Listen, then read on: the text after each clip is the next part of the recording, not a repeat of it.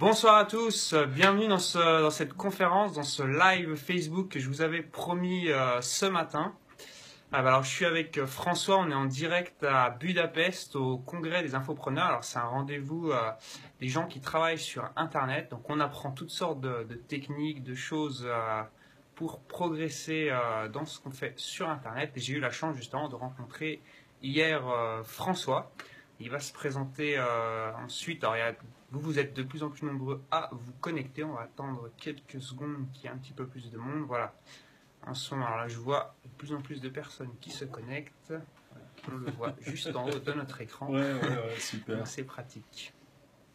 Ouais, je suis content de vous présenter François, en fait, parce qu'on est tous les deux à Budapest. Ensuite, on va repartir dans nos contrées respectives. Donc, François va repartir à Lyon, là où il enseigne le yoga.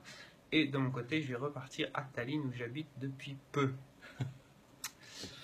Et on va voir un petit peu comment on peut vous aider, tout simplement pour progresser en méditation avec l'expérience de François. Puisque François, il faut savoir un truc, il médite depuis bien longtemps. J'étais même pas né quand il commençait déjà.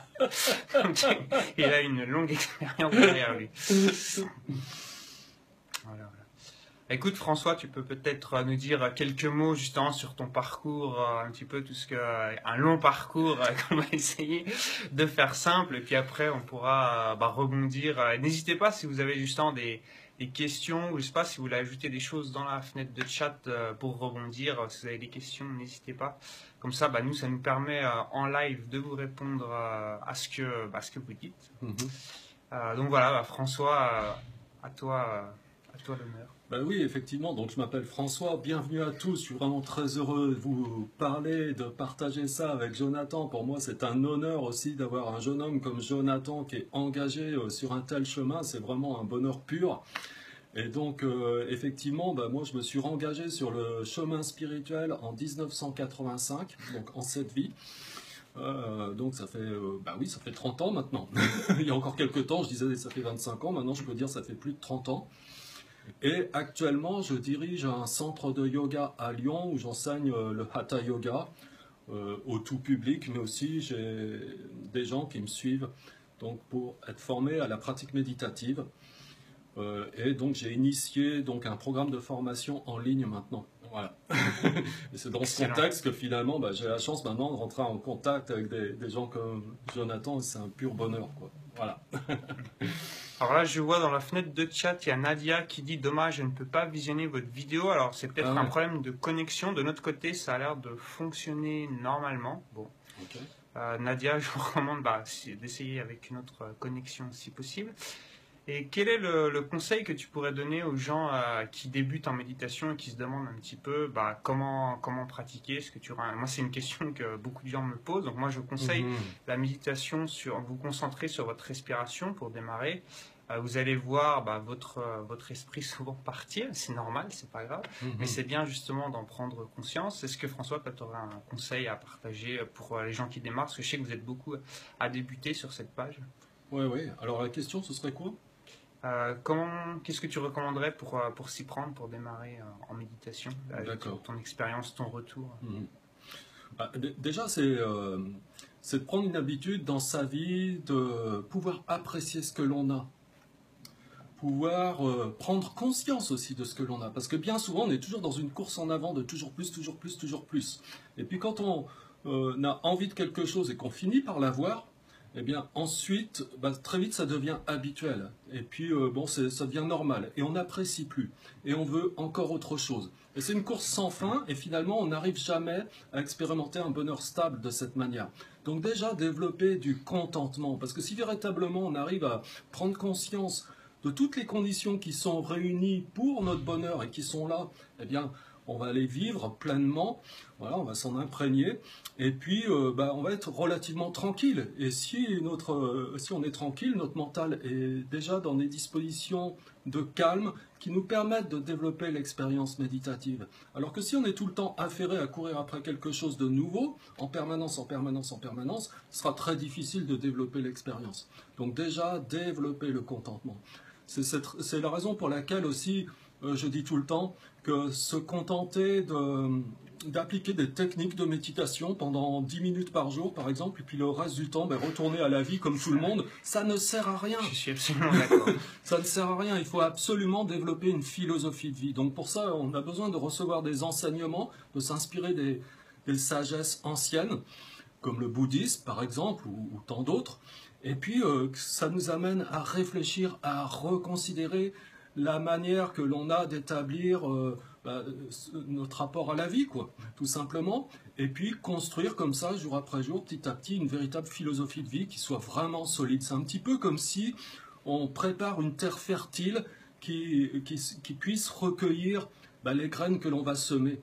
Hein. Et de cette manière, les graines vont pouvoir fleurir et produire de merveilleux fruits. Alors que si on jette ces graines sur du goudron, il ne va rien se passer. Donc, bâtir vraiment une philosophie de vie solide sur laquelle l'expérience va pouvoir se développer. Sinon, ce sera vraiment difficile. Ou on va être dans une illusion que sur le moment, pendant les pratiques, comme ça, tant que il ne se passe pas grand-chose dans notre vie, on est plus zen, oui, je suis centré, etc. Mais dès que la vie va nous mettre face à quelque chose, parce que ce sera immanquablement le cas à un moment ou un autre, la vie, par définition, va nous mettre en face des épreuves, là, ça va être une jauge. Et on va se rendre compte que peut-être tout va s'écrouler.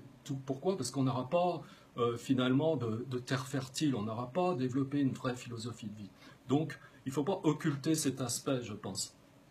Et ouais, ça, je suis absolument d'accord avec ce que tu dis, je confirme. Et quand tu parlais tout à l'heure de contentement, c'est pas seulement le contentement avec ce qu'on a à l'extérieur sur le plan matériel, mais c'est aussi le contentement à l'intérieur. Oui. Parce que je le vois vraiment avec les gens que j'accompagne ou même dans les commentaires.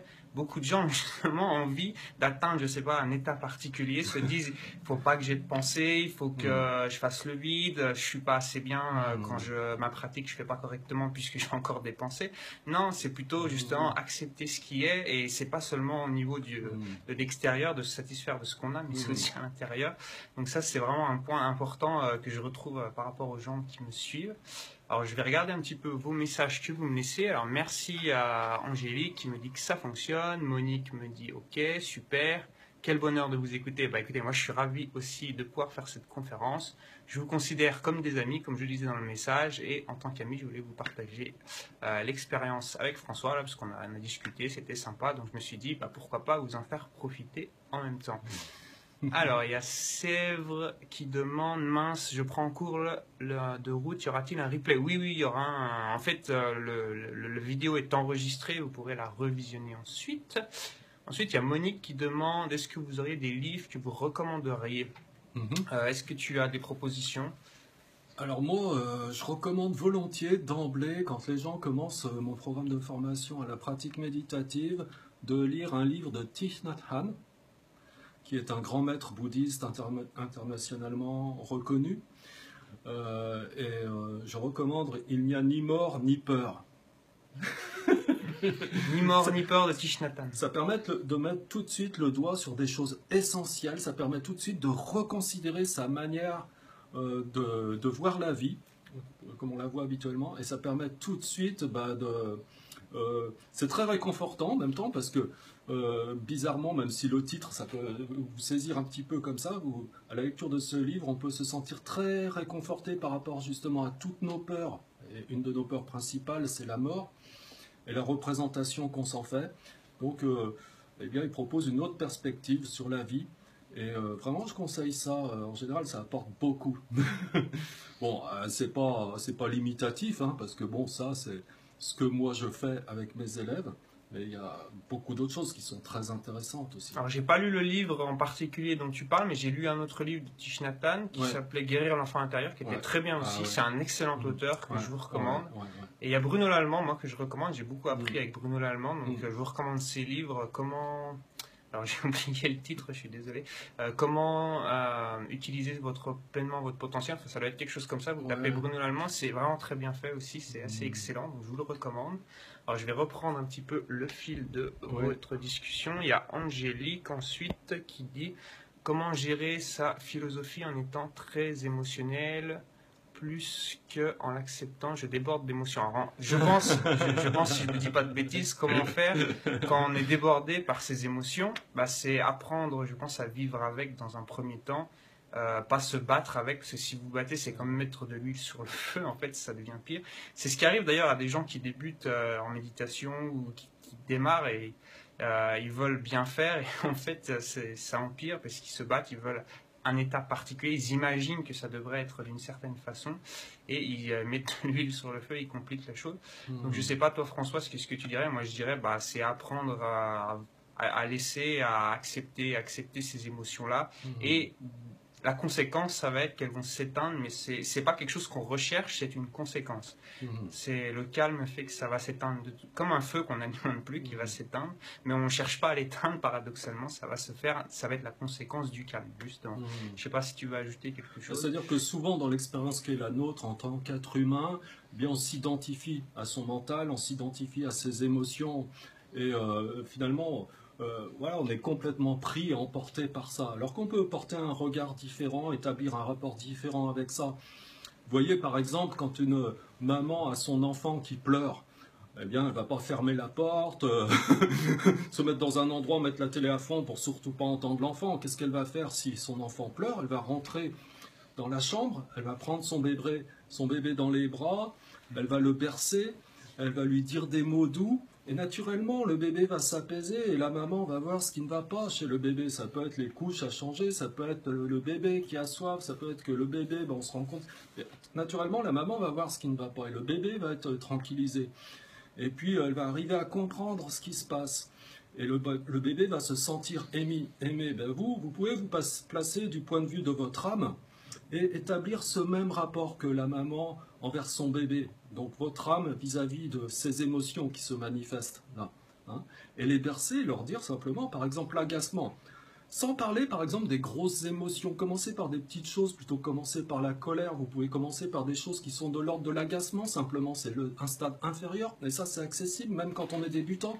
Vous pouvez prendre l'agacement quand il se manifeste. Et puis, vous placez du point de vue de votre âme, donc du point de vue de votre dimension divine, et dire simplement comme ça, oui, agacement, je t'ai reconnu, voilà, tu es bienvenu, viens, je suis là pour toi, j'ai tout mon temps. Et puis l'observer et le bercer, hein, et lui parler avec beaucoup de douceur, peut-être même dire à l'agacement, je t'aime, je suis là, ne t'inquiète pas, j'ai tout mon temps, je reste avec toi, on va passer un moment ensemble, comme ça.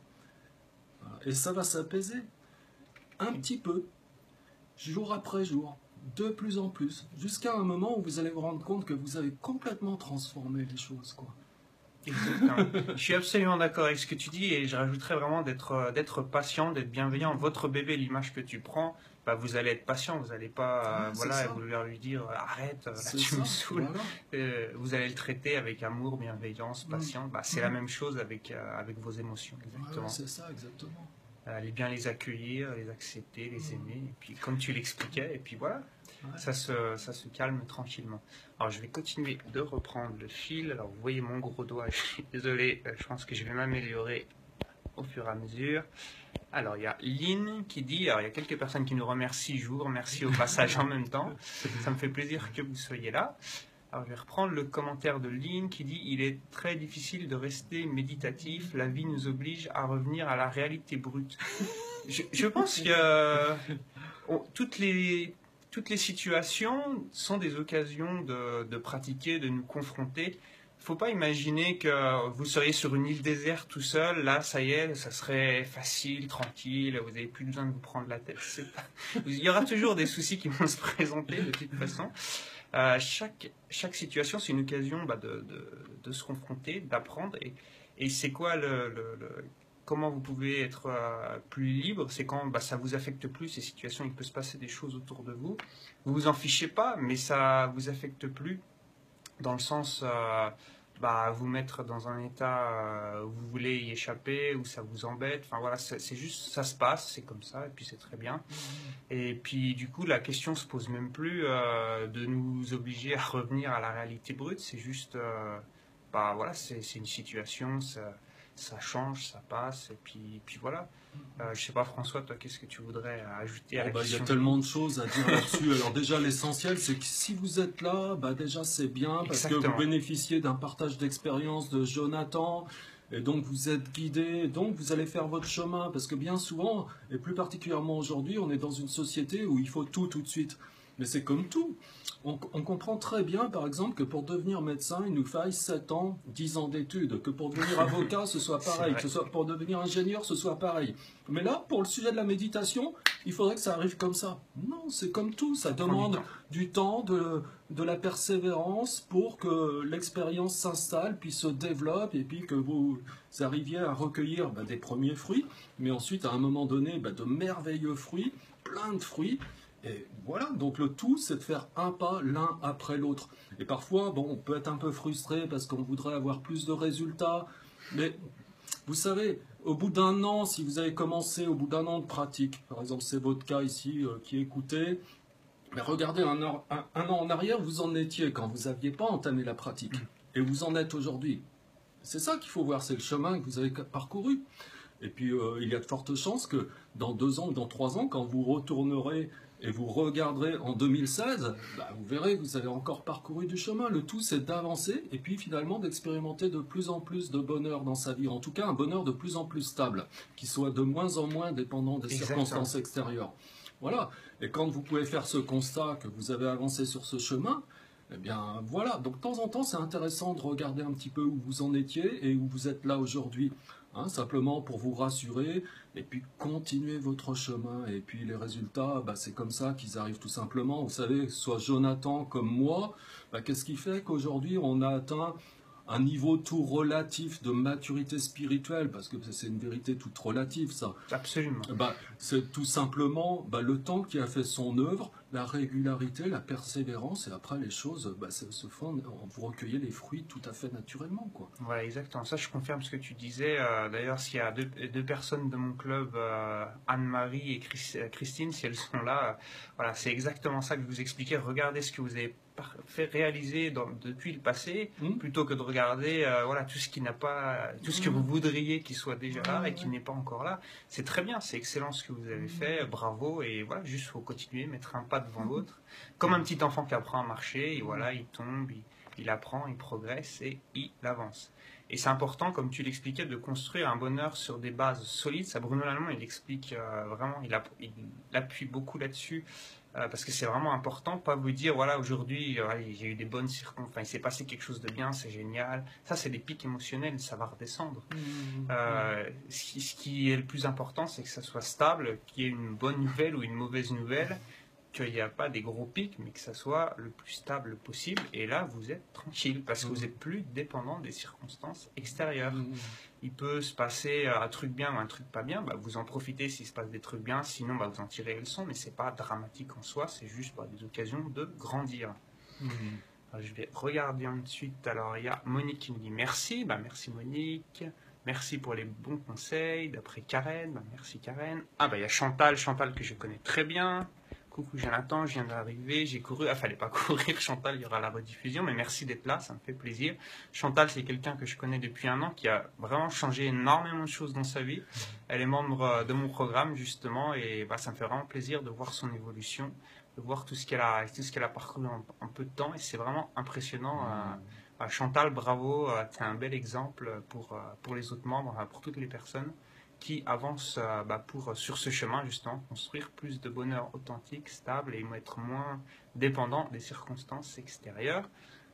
Alors, je continue de descendre. Alors, il y a Sève qui nous dit « Est-ce que pour méditer, on est censé être dans une position plus qu'une autre, assis, en tailleur, ou tout simplement être bien dans n'importe quelle posture? Merci pour votre réponse. » Alors, je pense que François sera mieux meilleur que moi pour vous répondre à cette question. Moi, personnellement, j'ai déjà pratiqué une retraite Vipassana, ou alors là, on est en posture de méditation 12 heures par jour, donc il y a certains bénéfices qui sont apportés, mais dans le quotidien, c'est pas forcément évident de pouvoir le faire. Donc vous pouvez dans ce cas-là vous asseoir sur une chaise, être bien stable, ne pas vous mettre une barrière de vous dire voilà, j'ai pas mon espace méditation, j'ai pas mon coussin de méditation, ou mes jambes ne sont pas assez flexibles. Ne pas vous mettre des barrières.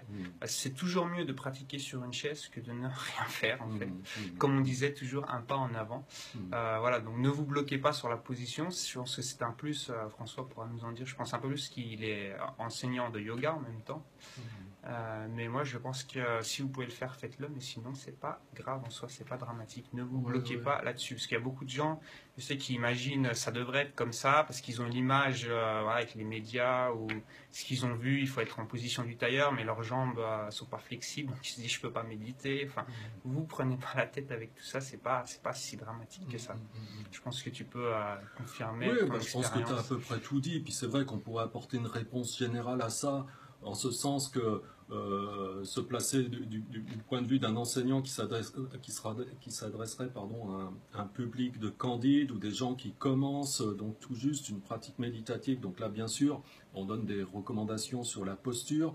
Pour autant, comme le dit très bien Jonathan, si on a des difficultés au niveau physique, il y a aucune contradiction à s'asseoir sur une chaise, les pieds à plat sur le sol, selon les règles que vous donne Jonathan.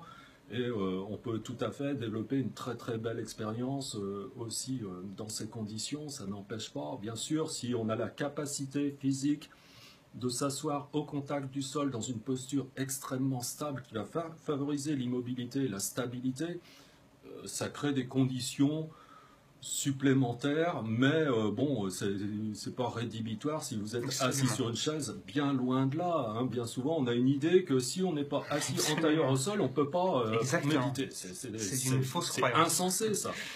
Ça n'a aucun sens. Hein. Vous pouvez même, à la limite, vous pourriez même méditer allongé.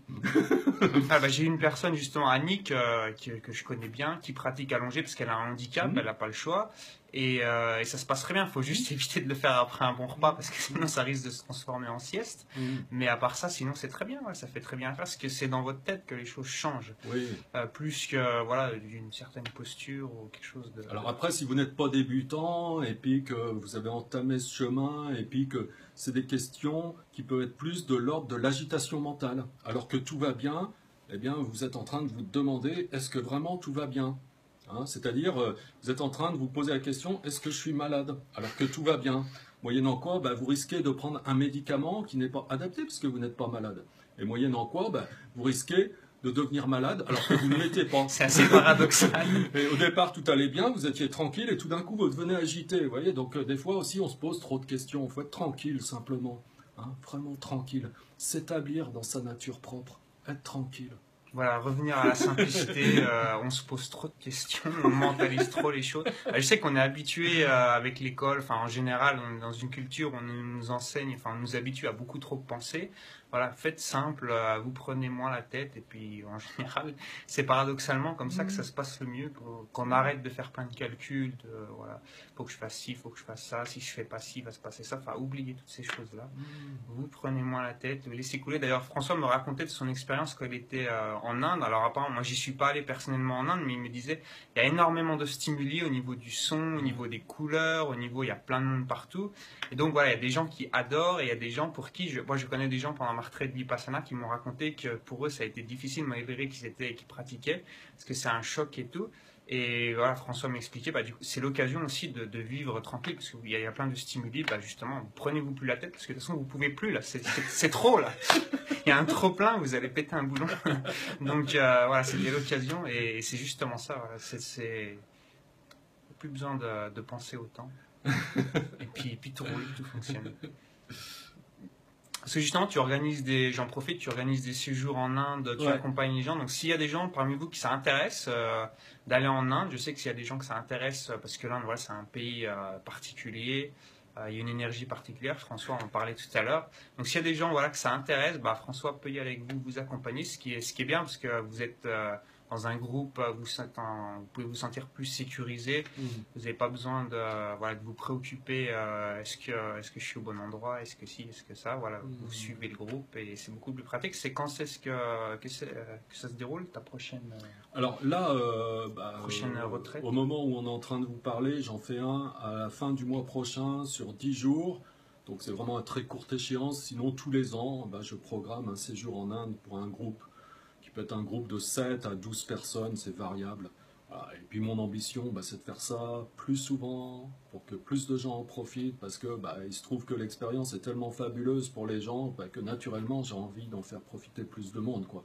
Alors selon le cas, pour l'instant, quand j'organise ces séjours, soit je les fais à Varanasi, dans le nord de l'Inde, donc c'est la principale ville sainte hindou, alors que l'Inde, en lui-même, ce pays est considéré comme un pays saint, un pays éminemment spirituel. Donc au sein même de l'Inde, vraiment, c'est la ville sainte entre toutes. Et donc là, c'est très très fort. Et puis il y a un autre endroit où je fais des stages, ça va être le cas donc dans un mois, c'est à Pondichéry. C'est très différent, mais il y a aussi, il plane l'esprit de Sri Aurobindo là-bas, qui était un des plus grands saints du XXe siècle. Excellent. Et c'est très très fort aussi, mais c'est très différent. Bon, c'est plus soft. Mais voilà, donc j'alterne entre ces deux destinations. Et tu as un site si quelqu'un veut s'inscrire ou comment on fait pour Oui, te alors contacter? j'ai quelques informations sur à peu près tout ce que je fais. C'est pas encore complètement structuré, mais déjà on peut retrouver un petit peu globalement ce que je fais, les différentes activités que je conduis. C'est yoga-méditation.tv. Voilà, bah, si ça vous parle, si ça vous dit, bah allez-y, voilà, vous serez Voilà. entre de bonnes mains avec Ouais, François. ouais, ouais. Et à ce moment-là, vous me dites que vous venez de la part de Jonathan, le cas échéant, parce que c'est important que je le sache aussi.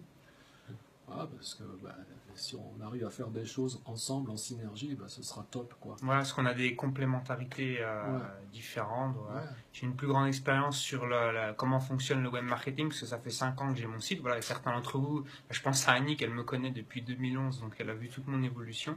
François, lui, il enseigne le yoga dans un centre à Lyon, et là, il veut justement être en ligne sur Internet pour pouvoir toucher plus de personnes, parce que si vous êtes en centre à Lyon, bah, vous pouvez toucher que les gens qui sont dans la zone de Lyon, qui sont disponibles aux mêmes heures que le cours de yoga est donné, Ouais, ce qui limite assez, alors qu'en faisant les choses en ligne, bah, il va pouvoir toucher plus de monde. ouais. Donc voilà, donc on est en train de s'entraider là-dessus, exactement. Alors je vais continuer de reprendre. Alors il y a Chantal qui disait il faut être généreux avec soi et même complaisant. Exactement, bah, c'est pas un hasard Chantal toute ton évolution, parce que tu as bien compris le truc. Sève dit merci, excellent. Denis nous dit bonsoir, connaissez-vous la méthode NERTI pour désactiver les émotions qui sont présentes en nous? Alors, un truc intéressant, Denis, c'est que figurez-vous que Monsieur Gégère, non, c'est Luc Gégère, je me souviens, il était avec nous aujourd'hui, il nous a fait une présentation de sa méthode. Alors, ça a l'air assez bien fait. Alors, personnellement, je l'ai pas essayé, donc je ne peux pas donner de retour personnel, mais voilà, ça a l'air assez puissant, assez pertinent. Voilà, mais je sais pas plus que ça puisque je l'ai pas essayé. Ouais. Mais voilà, Luc avait l'air très professionnel, très compétent. Voilà, donc si quelqu'un a un retour, il pourra nous donner. Mais moi personnellement, je sais pas. Alors, super pour le bébé. Oui, c'est une excellente image, le bébé. Ça va, il pleure plus. Exactement. Pensez que voilà, vous avez un petit bébé qui s'agite quand vous avez des difficultés avec vos émotions. Et qu'est-ce que vous faites avec un bébé? Vous vous en prenez soin.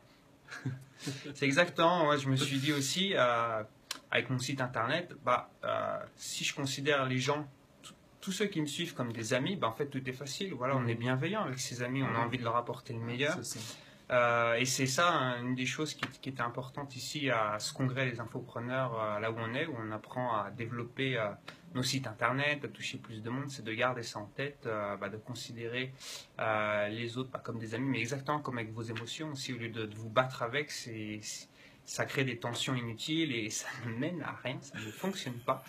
Vous pouvez le faire, vous pouvez expérimenter, mais pour vérifier par vous-même, mais ça va pas marcher plus que ça. Voilà. Alors je pense qu'on est presque arrivé au bout. Oui, on est arrivé au bout des questions. Voilà, si vous avez d'autres questions, vous pouvez les laisser et François et moi-même, on y répondra. Mais là, on est, je pense, arrivé au bout. Donc n'hésitez pas si vous avez besoin. À l'occasion, voilà, si je rencontre des gens intéressants comme François, je vous ferai des lives comme ça. Je trouve que c'est intéressant d'avoir vos retours en direct, en live. C'est beaucoup mieux que parfois je réponds aux commentaires ou je réponds aux emails, mais je trouve que c'est beaucoup moins, il y a moins bonne connexion. Là, vous nous voyez en direct, donc je trouve que c'est assez intéressant. Donc voilà, à l'occasion, je pense que je vais vous faire plus de live en direct comme celui-là sur Facebook, sur différentes thématiques.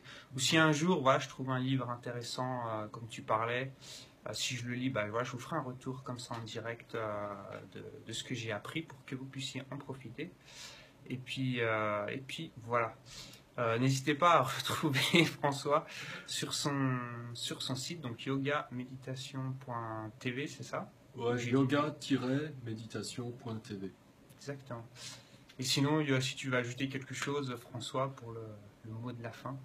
Eh ben, je pense que oui, donc déjà, je voudrais vous remercier pour votre écoute. Merci d'être venu. Gardez confiance en vous, parce que parfois c'est ça, on a des problèmes de confiance en soi et on a plein de doutes qui s'élèvent et tout. Alors il y a une chose que vous devez comprendre, c'est que si vous êtes là et que vous écoutez Jonathan, que vous suivez Jonathan, ça veut dire que vous faites partie quand même d'une minorité d'êtres humains qui s'intéressent à ce sujet, et ça, c'est l'expression même déjà d'un esprit qui est déjà éveillé à un certain niveau.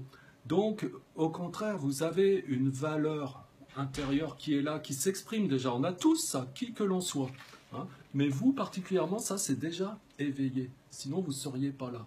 Donc, ne vous auto-sabotez pas. Vous avez de la valeur. Vous avez déjà développé suffisamment d'activités bénéfiques par le passé pour pouvoir être là. Sinon, vous ne seriez pas là. Donc, vous êtes des gens super si vous êtes là déjà de toute façon, et vous avez beaucoup à apporter. Donc continuez votre chemin, et puis continuez avec Jonathan, et puis vous allez évoluer, et de temps en temps quand vous regardez en arrière, vous verrez que le chemin est accompli. Concrètement, vous pouvez le mesurer. Donc voilà, gardez tout ça en tête pour toujours rester confiant en vous-même. C'est fondamental, parce que si c'est pas le cas, c'est pas du tout justifié en réalité. Voilà, n'oubliez pas qu'on nous a mis plein de croyances dans la tête au cours de notre éducation, et c'est ça qui nous empêche d'être vraiment tranquille, d'être dans notre vraie nature. Justement, moins nous prendre la tête, comme on disait tout à l'heure. On nous a dit, voilà, si tu fais pas ci, ta vie va être ratée, si tu fais pas ça, ça va pas aller, tu vas pas être heureux, ceci, cela. En fait, c'est tous ces trucs-là qu'il faut s'en enlever, plus prendre la tête. Les gens qui sont perfectionnistes, c'est parce qu'ils se disent, voilà, si c'est pas parfait, ça va pas marcher, ou voilà, ça va pas aller pour moi. Et enlevez-vous toutes ces idées, toutes ces croyances, toutes ces choses compliquées. En fait, quand on médite, c'est ça, on les voit et on peut petit à petit les laisser passer. Et puis voilà, ça a de moins en moins de force, moins en moins de prise. Et puis voilà, c'est tranquillement. En fait, c'est revenir aux choses simples. Hein. On s'est pris la tête, on nous a fait pour nous prendre la tête, entre guillemets, avec le contexte. Et on revient aux bases, en fait, de plus se prendre la tête comme avant. Exactement. Donc voilà, continuez sur votre chemin, un pas en avant, tranquillement. Regardez tout le parcours que vous avez fait depuis le passé, plutôt que de regarder tout ce qui reste à faire. Comme un marathonien, s'il regarde les 20 km qu'il lui reste à parcourir, il va être mal, mais s'il regarde plutôt qu'il a déjà fait 20 km, il va se dire « j'ai déjà fait tout ça, c'est excellent ». Et du coup, ça va l'aider à mettre le prochain pas en avant. Voilà, je vous dis au plaisir de vous retrouver. Il y aura sans doute des autres lives ce que je trouve c'est intéressant comme format pour pouvoir apporter plus de valeur. À très bientôt, au plaisir.